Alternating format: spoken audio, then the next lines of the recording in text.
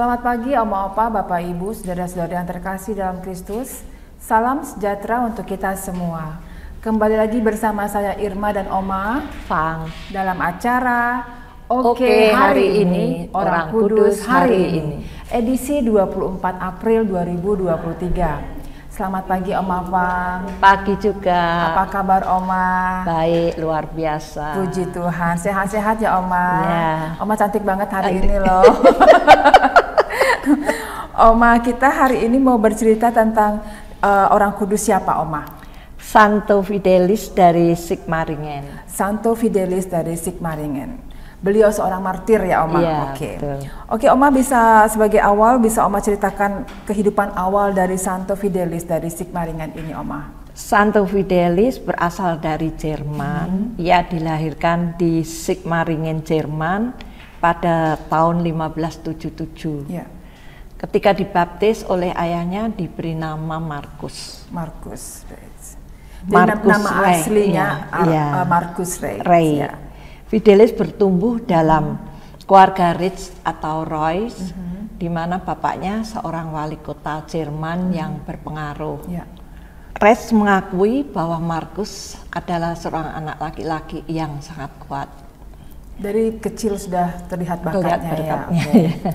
Oke Oma. Maka pada tahun 1604, Pangeran Singen mempercayakan Markus Reitz bersama beberapa bangsawan muda untuk mendidik dan mengajar para penduduk secara memulai sekolah keliling, di mana yang berkeliling dan mengajar di Italia, Spanyol sampai ke Paris. Jadi mereka berkeliling mengajar dari Italia, Spanyol dan Prancis. Oke. Setelah 6 tahun, Reitz pulang ke tanah airnya melanjutkan kuliahnya. Jadi setelah 6 tahun berjalan mengajar keliling, kembali lagi dan melanjutkan kuliahnya. Oke.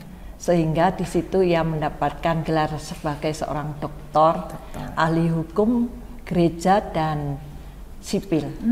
Ahli hukum gereja, oke.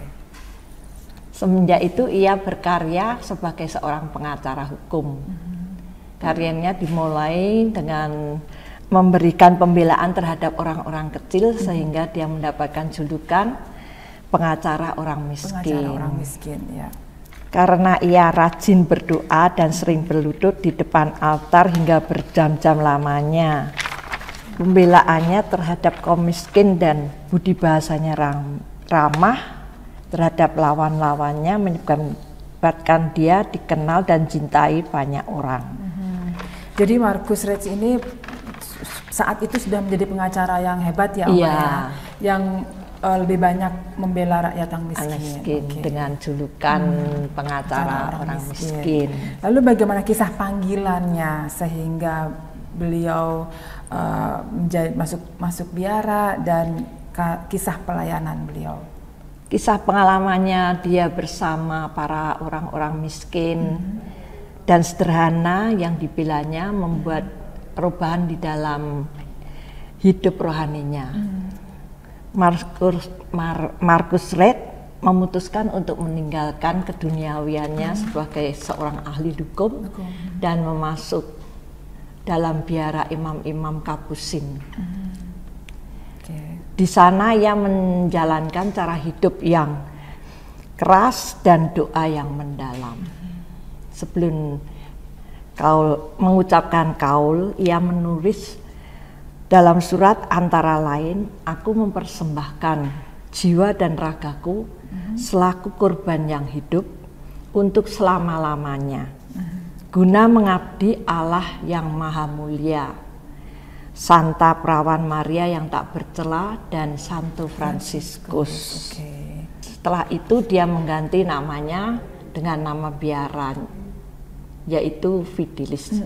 Jadi setelah itu dia dipanggil Fidelis. Iya. Oke. Lalu bagaimana kehidupan membiaranya Oma? Kerinduannya dalam biara adalah menjadi martir Kristus. Karena itu ia senang sekali waktu diutus ke Swiss oleh kongregasi penyebaran imam yang baru saja berdiri. Pastor Fidelis adalah orang yang tangguh dan yang unggul dalam berkhotbah, yang mampu menghasilkan buah pertobatan dan rekonsiliasi yang luar biasa bagi banyak orang di Swiss. Jadi karena kemampuannya berkhotbah, banyak orang yang bertobat ya Oma? Iya, sehingga dia dibenci dengan orang-orang itu, orang-orang di Swiss. Pada tahun-tahun di Swiss mengalami konflik antara umat Katolik dengan Calvinis yang berubah menjadi perjuangan politik melawan Kaisar Austria yang mendukung umat Katolik. Pastor Fidelis mencoba untuk menenangkan lingkungan, tetapi mau tidak mau ia harus melawan bidah dan mengajak kembali kepada iman Katolik. Hal ini membuat kaum Calvinis menjadi dendam. Apalagi setelah mendengar khotbahnya, Pangeran Salis dari Swiss menjadi Katolik dan Gubernur Grisen mengumumkan dekret yang mendukung umat Katolik. Akhir hidupnya pada tahun 1622, Fidelis menerima undangan Calvinis untuk pergi dan berkhotbah. Walaupun sadar akan risiko yang besar yang dihadapi, tapi Fidelis tetap memberikan khotbah di sana. Kita menginspirasi, mengejutkan dan tajam. Ia dihentikan pada waktu khotbah itu oleh kaum Calvinis, sehingga ia bermaksud pergi meninggalkan ruangan gereja, tapi dihadang oleh kaum Calvinis untuk dipaksa untuk menyangkal iman Katoliknya. Tapi dia dengan perkasa menjawab, "Aku datang ke sini untuk memberikan terang kepadamu dan bukan untuk menerima kesesatanmu. Aku tidak takut mati dan sekali-kali aku tidak akan menyangkal iman Katolikku." Karena jawaban ini orang-orang Calvinis lalu marah dan membunuh dia pada tahun 1622 tanggal 24 April. Selanjutnya Pastor Fidelis dari Sigmaringen dibeatifikasi sebagai beato pada tanggal 24 Maret 1729 oleh Paus Benediktus XIII dan menjadi martir Kapusin pertama. Luar biasa keberanian dari Santo Fidelis ini ya Oma. Pada saat itu beliau sudah tahu bahwa kaum Calvinis sangat membenci orang-orang pengikut Kristus, tapi beliau menerima undangan itu dan tetap datang dan berkhotbah sampai akhirnya beliau dihadang dan dibunuh. Luar biasa. Kisah hidup yang sangat singkat tapi cukup menginspirasi Oma. Dan mudah-mudahan semangat Santo Fidelis tetap kita teladani sampai sekarang ya Oma. Oke, terima kasih Om Afang atas kisahnya hari ini.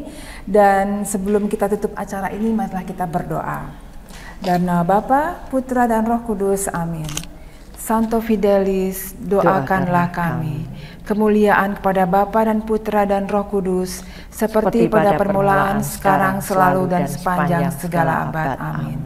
Dalam nama Bapa, Putra dan Roh Kudus, amin.